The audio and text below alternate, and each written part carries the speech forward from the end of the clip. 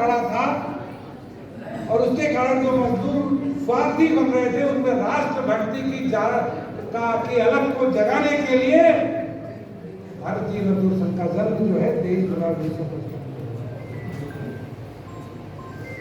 इसका जिक्र आगे मैं थोड़ा करूंगा। और आपको जानकर आश्चर्य होगा कि हम कहते हैं कि सामूहिक निर्णय पर काम करना चाहिए।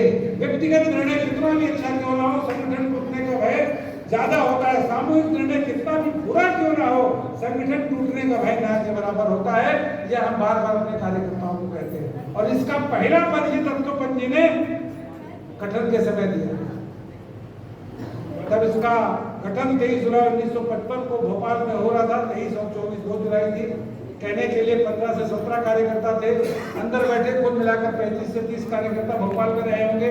माननीय अटल जी भी थे, उनका जिक्र नहीं करूंगा, व्यवस्था में वो लगे हुए थे, एक अलग प्रसंग है।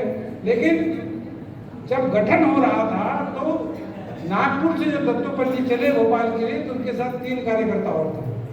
स्वाभाविक सी बात है, हमें आज संगठन का गठन करना है तो गठनकर्ता या उसका निर्माता, उसके संबंध संविधान में क्या बातें लिखी जाएंगी, इस संगठन का नाम क्या होगा, ऐसे आकस्मिक रूप से वो सोच कर रखते हैं। ऐसी दत्तोपंत जी ने भी एक सोच कर रखा था, वो नाम क्या होगा।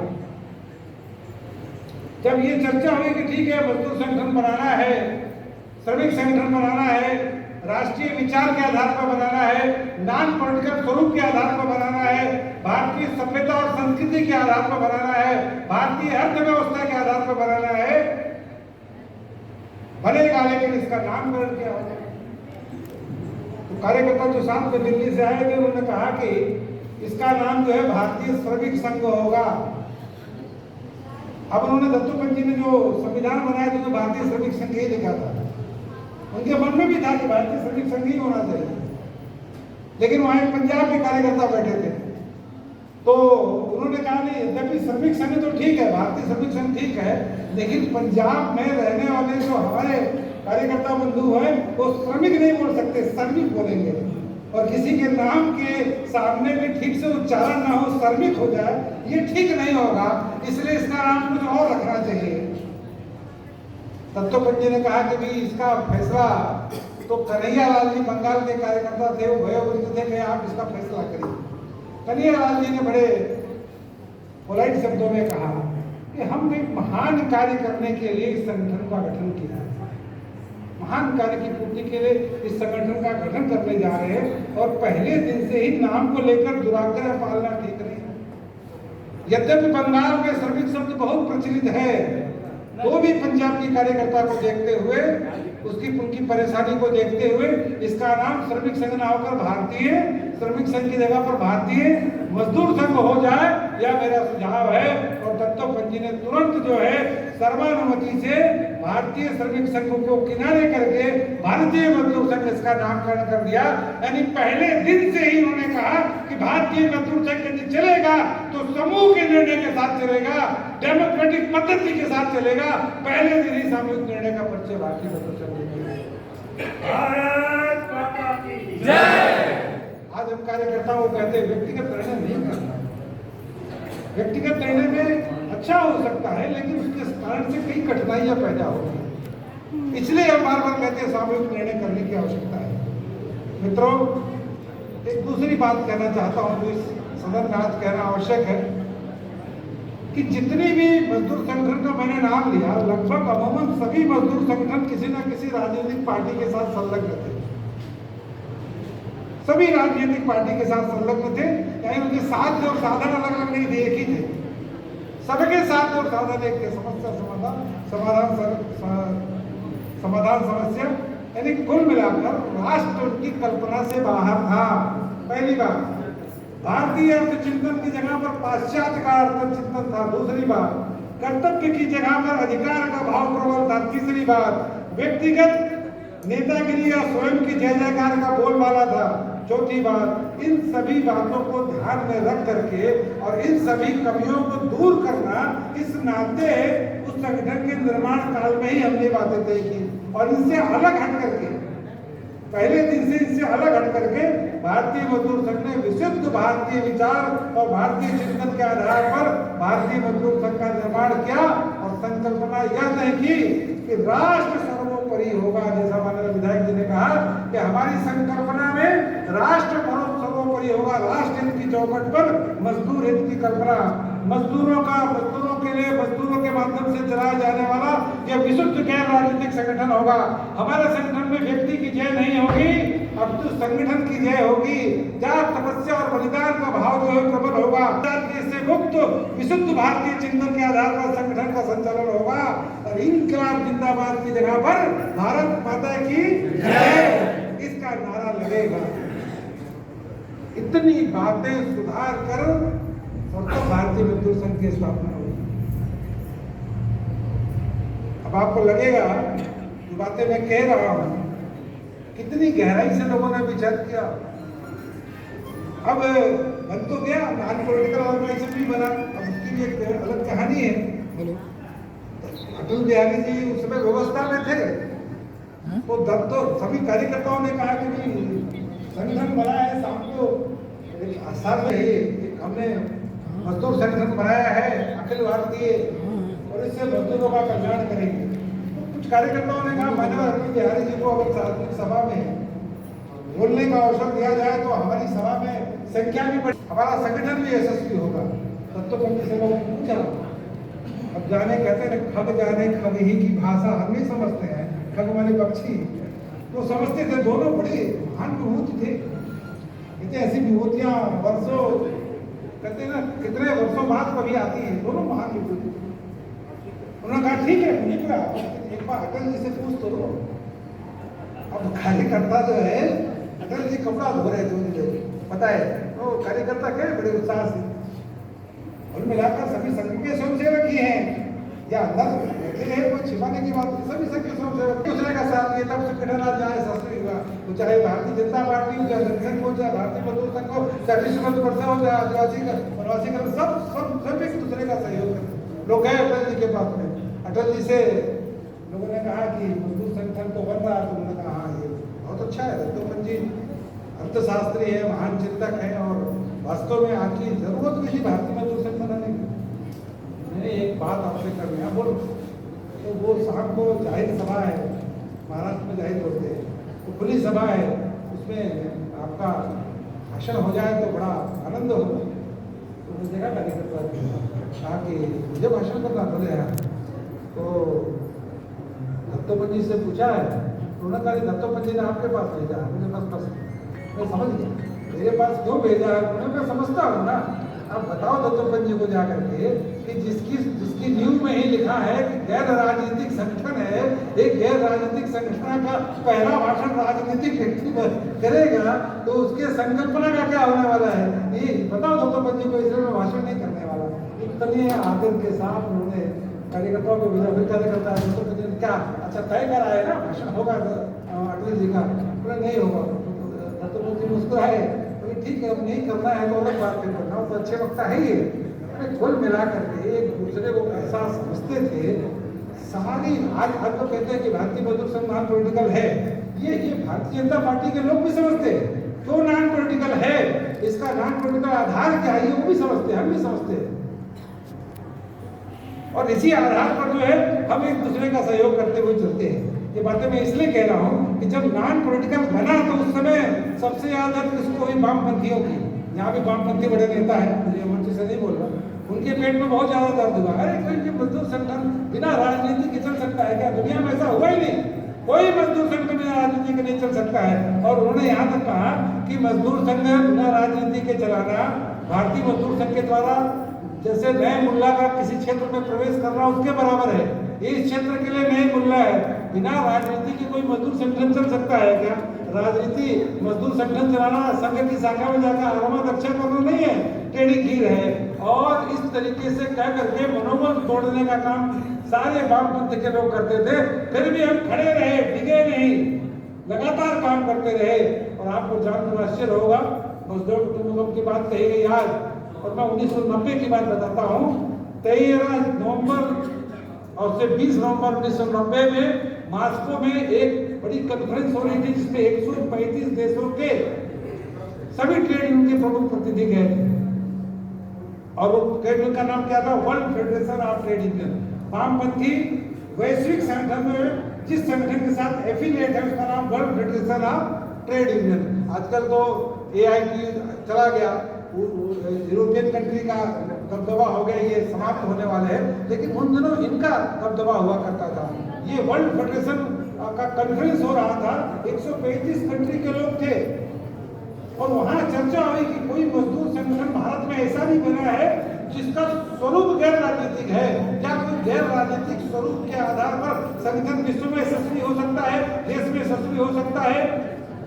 इस पर पूरी प्रस्ताव पर चर्चा हुई और आपको जानकर आश्चर्य होगा कि 20 नवंबर 1990 को सर्वानुमति से उस वामपंथ की, उस मास्को की उस धरती पर सर्वानुमति से, भले वामपंथ वहां खड़ा था, राजनीति से जुड़ा था, लेकिन प्रस्ताव यही तय हुआ, यही प्रस्ताव पारित हुआ, वही मजदूर संगठन सही मायने में मजदूरों का भला कर सकता है जिसका स्वरूप गैर राजनीतिक है। यानी 23 जुलाई 1955 को जिस संकल्पना को लेकर चले थे, 20 नवंबर 1990 को उस संकल्पना की विजय उस वामपंथ की मास्को की धरती पर हुई है। भारतीय मजदूर संघ की पहली और सबसे बड़ी विजय। माता की जय। आज सारी दुनिया कहती है कि वास्तव में वही मजदूर संगठन विश्व में यशस्वी हो सकता है जिसका स्वरूप गैर राजनीतिक है। ये बातें मैंने इसलिए कही, इस बात की जानकारी आपको रहनी चाहिए कि कहां से चले थे, कहां पहुंचे, मार्ग में कितनी कठिनाइयां आई, कितने लोगों ने कुर्बानियां दी, कितने लोगों ने अपना जीवन इस निमित्त खपाया, कितनों के परिवार जो है बेरोजगार हुए और कितनों ने जेल की यातनाएं सही। यूं भारतीय मजदूर संघ खड़ा नहीं हुआ। हम बड़े सौभाग्यशाली हैं कि आज 70 वर्ष में यहाँ मिले हैं। पहले के 5 वर्ष और 10 वर्ष कितनी कठिनाई के थे। आज 1-2 कार्यकर्ता मिलेंगे, उनके साथ जब आप बैठ करके पूछेंगे तब आपको समझ में आएगा कि उन दिनों और आज के दिनों में संगठन चलाना कितना सरल है, उन दिनों कितना कठिन हुआ था। एक बना बनाया संगठन आपके हाथों में है, केवल उसको आपको और ऊंचाई देनी है। इस अवसर पर यह संकल्प आपको लेना चाहिए कि जो संगठन हमारे पूर्वजों ने बना कर दिया है, उस संगठन को जहां हम खड़े हैं, मैं मेरे कार्यकर्ता होने का परिचय देते हुए जहां खड़े उससे आगे बढ़ करके संगठन को ऊंचाई देंगे। और हमने कहा वसुधैव कुटुंबकम की भावना को चरितार्थ करेंगे। वसुधैव माने सारी वसुधा कुटुंब है और केवल भारत में नहीं, अखिल विश्व में जो है भारतीय मजदूर संघ पर आधारित संगठन पूरे विश्व में काम करे, यह हमारा लक्ष्य जो है 70 वर्ष के लिए होना चाहिए। इस आधार पर सारे क्षेत्र में, मजदूर क्षेत्र में मजदूर भाइयों को अपना काम करना चाहिए। एक बात आपके सामने कह रहा हूँ, हमने ये नहीं कहा था कि वामपंथ को मारने की किसी को जरूरत पड़ेगी। हमने कहा था वामपंथ अपने विचारधारा के कारण से अपनी धुरी पर समाप्त हो जाएगा। भारतीय मजदूर संघ ने कभी नहीं कहा कि हम वामपंथ को समाप्त करने आए, हमने नहीं कहा था। हाँ, ये जरूर कहा कि अपनी विचारधारा के कारण से वो अपनी धुरी पर समाप्त हो जाएगा। और आज देख रहे हैं जो रसिया जन्मस्थली थी, जो उसकी कर्मस्थली थी, वही उसकी शमशान स्थली हुई थी। लोगों ने लेनिन की मूर्ति को उठाकर समुद्र में फेंक दिया था। जो हाल वामपंथ का वहां हुआ था, वही हाल वामपंथ का विश्व में होने जा रहा है। आज ILO की बैठक में WFTU को जहां पर 1.5 घंटे का सत्र मिलता था, केवल 5 मिनट बोलने के लिए मिलता है। और भारतीय मजदूर संघ को उससे ज्यादा समय, उससे ज्यादा तवज्जो ILO में मिलता है। आज वामपंथ अपनी ही धुरी पर समाप्त हो रहा है। इसलिए ये बातें मैं आपके सामने कह रहा हूं क्योंकि वर्गवाद और वर्ग संघर्ष के आधार पर बहुत दिनों तक मजदूरों को उल्लू नहीं बनाया जा सकता। केवल वर्गवाद, वर्ग संघर्ष के आधार पर वो मजदूरों के बीच में काम करते थे। वो कहते थे कि केवल 2 ही वर्ग है, ऐसा हो ही नहीं सकता। केवल 2 वर्ग है विश्व में, एक वो जिसके पास पैसा है, दूसरा वो जिसके पास पैसा नहीं है। जिसके पास पैसा है वो हैप्स है, जिसके पास पैसा नहीं है वो हैप्स नॉट है। और वो कहते थे हैप्स नॉट को हैप्स के साथ सदैव संघर्षरत रहना चाहिए, सदैव लड़ना चाहिए। वो संघर्ष की बात करते थे, कभी समन्वय के बारे में आते ही नहीं थे आगे। सदैव संघर्ष संघर्ष संघर्ष, ये उनका संकल्पना थी। और संघर्ष कराना मजदूरों से और उसका सत्ता में बिठाने का काम करना अपनी राजनीतिक पार्टी को, यानी मजदूरों को आग में झोंक करके अपनी राजनीतिक पार्टी को सत्ता में बिठाना इनका उद्देश्य था। और आज मुझे कहने में कोई गुरेज नहीं है, हर्ज नहीं है कि जो 10 मजदूर संगठनों का आज जो आपस में एक मिलन हुआ है, ये मिलन और के लिए नहीं है, ये मिलन मजदूरों के लिए भलाई के लिए नहीं है, कोयला के मजदूरों की समस्याओं का समाधान करने के लिए नहीं है, आंगनबाड़ी की बहनों का समाधान करने के लिए नहीं है। ये मिलन केवल इसलिए हुआ है कि सत्ता में बैठी राष्ट्रवादी माननीय मोदी जी की सरकार को एक प्रकार किसी तरीके से गद्दी से नीचे उतारना है। केवल गद्दी से नीचे उतारने के लिए ये गठबंधन हुआ है। इसलिए जितनी भी बार वो हड़ताल करते हैं, देश का मजदूर जो है, राष्ट्रवादी मजदूर उसको नकारता है। आज जो स्वयं कहते हैं हम 10 होकर के भी इस देश में जो चाहते हैं वो हो नहीं पाता। हम 10 है, भारतीय मजदूर संघ अकेला है, ठीक है, भारतीय मजदूर संघ अकेला मुकाबला नहीं कर रहा, लेकिन राष्ट्रवादी विचारधारा का बीजारोपण जो हुआ था, आज उसकी जड़ें इतनी गहरी हो गई है कि अब आप वर्ग संघर्ष और वर्गवाद के आधार पर मजदूरों को और देश के नागरिकों से जो है उद्योग और देश बंद कराने का जो सपना आपने सोच रखा वो पूरा होने वाला नहीं है। इतने धीरे धीरे धीरे धीरे भारत को तो समाप्त ही होना है और जो है उसके स्थान पर एक जो है राष्ट्रवादी संगठन आगे बढ़ेगा, बढ़कर यशस्वी होगा। आप सभी को उसमें जो है सहयोग जो है वो अपेक्षित है।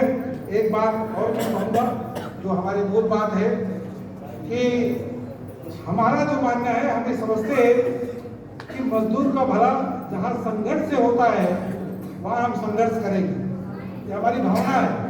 जहाँ संघर्ष से होता है वहाँ संघर्ष करेंगे और जहाँ समन्वय से होता है वहाँ हम समन्वय करेंगे।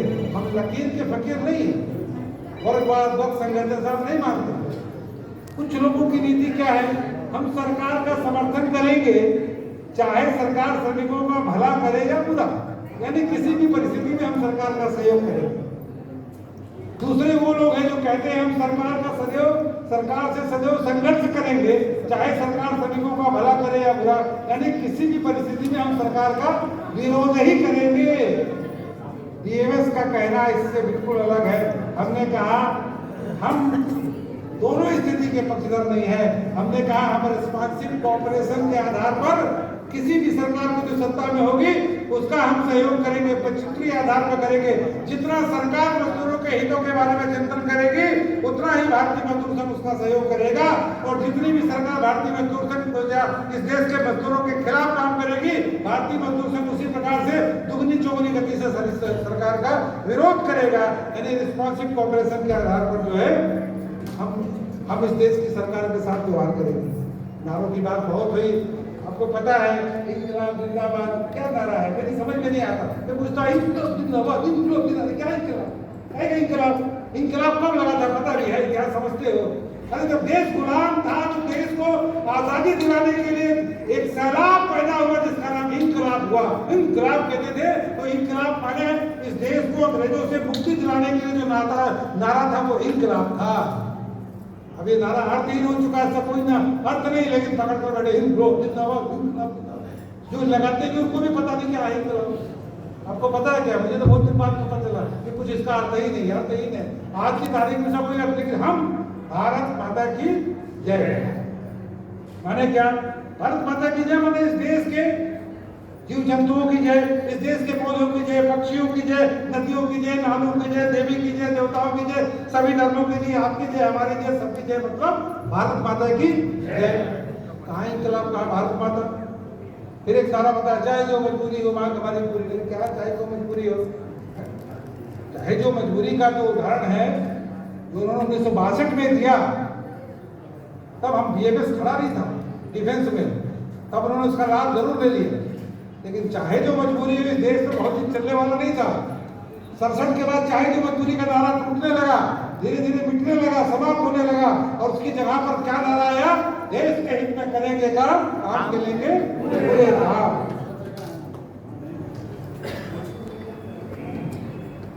मैं इसलिए कह रहा हूँ कि कैसे नारों का भी समय चलता था, कैसे नारे जो है लगते थे। और जैसा मैंने कहा कि चाइना 62 की बात है, 62 में चाइना का आक्रमण हुआ था भारत में, तब डिफेंस में बीएमएस की नहीं थी। कम्युनिस्टों ने क्या कहा? ये मुक्तिदाता है, चीनी सैनिकों का ये मुक्तिदाता है, और भारत सरकार का इतना बड़ा मांग पत्र रख दिया, इस मांग पत्र को पूरा करो। तो ये जो चीन के साथ में हमारे सैनिक लड़ रहे हैं, इनको जो रसद पहुंचाने का काम है, हम तभी पहुंचाएंगे रसद जब जो है इनकी मांग पूरा करोगे, जो असैनिक थे। अब ऐसी स्थिति है, सीमा पर युद्ध चल रहा हो और इधर मांग पत्र लेकर आप खड़े हो, चाहे जो मजबूरी हो मांग हमारी। इससे बड़ा स्वार्थ, इससे बड़ा राष्ट्रद्रोह क्या हो सकता है कि जहां हमको देश के साथ खड़ा होना है, वहां देश के सामने अपनी मांग को रख रहे हैं और परिणाम आपके सामने है। आपको बताते हुए जो पीड़ा हो रही है कि जिन भारतीय सैनिकों ने -20 डिग्री पर हिमालय की तराई पर जाकर के युद्ध कर रहे थे, उनके जब जूते सड़ गए, जूतों से भरा ट्रक जो है नीचे खड़ा रहा, उसको जाने नहीं दिया कम्युनिस्टों ने।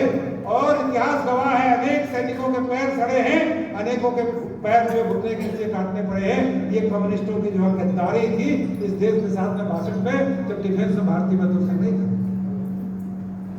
65 में पाकिस्तान युद्ध में भी यही उन्होंने किया, लेकिन 67 में भारतीय मजदूर संघ तब जो है मानव तत्वपति की प्रेरणा से डिफेंस में प्रवेश किया। और उसके बाद 71 का जो युद्ध हुआ पाकिस्तान से और 99 का जो कारगिल का युद्ध हुआ, आपने देखा कि असैनिक जितने भी थे भारत माता की जय करते हुए लगे, तो 8 घंटे 12 घंटे 18 घंटे भी काम किए, अतिरिक्त काम का 1 पैसा भी न लेते हुए रसद पहुंचाने में किसी प्रकार की कोताही नहीं हुई। और इसलिए 71 का भी युद्ध जीते और मानव अटल जी के जमाने में कारगिल का भी युद्ध हमने जीता है। भारतीय मजदूर संघ की यात्रा है। आज भारतीय मजदूर संघ जो है इस देश का 3 करोड़ सदस्यता के साथ में सबसे बड़ा मजदूर संगठन बन के उभरा है। बड़ी बड़ी रैलियां हमने की, एक नहीं, संघर्ष की गाथा भी बहुत बड़ी है, समय का मैं इसलिए बताने का उतना अवसर नहीं है। 8-10 बड़ी रैलियां 92 में हमने रैली की, 91 में रैली की, 2001 में रैली की, 2004 में रैली की, 2017 की रैली तो अभूतपूर्व रैली हुई, जिसमें 70% केवल महिलाओं की सहभागिता थी। दिल्ली में केवल महिला 70% थी। 5,25,000 से ज्यादा की संख्या में रैली दिल्ली में हुई थी। रैलियों का इतिहास भी भारतीय मजदूर संघ में स्वर्णाक्षरों से दर्जित है। और आज सदस्यता के मामले में भी कहे और यूनियन के मामले में भी कहे कि 6,555 यूनियन के साथ मैं समझता हूं देश में नहीं अखिल विश्व में भारतीय मजदूर संघ यूनियनों की संख्या के बारे में और मेंबरशिप के बारे में विश्व का सबसे बड़ा मजदूर संगठन बनकर उभरा है। यह संगठन और भी यशस्वी हो, केवल इतनी ही बात कहते हुए समय थोड़ा पड़ रहा है हमारे लिए, लेकिन आप इसलिए बहुत ज्यादा न कहते